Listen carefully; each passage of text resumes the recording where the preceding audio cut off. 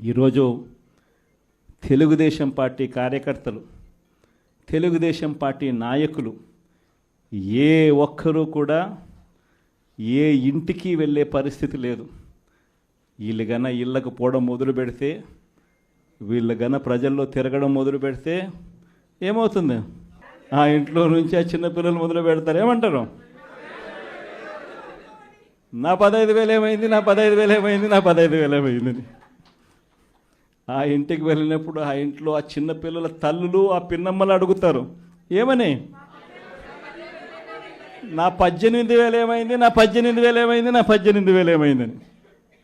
ఆ ఇళ్ళకు పోతే ఆ అమ్మలు, ఆ పిన్నమ్మల అత్తలు, వాళ్ళ అమ్మలు వాళ్ళేమడుగుతారు? మాకు 50 ఏళ్ళ వయసు వచ్చింది, మాకు 50 ఏళ్ళ వయసు వస్తూనే మీరేమన్నారు? మా 48,000 ఏమైంది, మా 48,000 ఏమైంది, మా 48,000 ఏమైంది అని అడుగుతారు. ఆ ఇళ్ళకు పోయినప్పుడు ఆ రైతులు ఏమడుగుతారు? మా 20,000 ఏమైంది, మా 20,000 ఏమైంది, మా 20,000 ఏమైంది అని అడుగుతారు.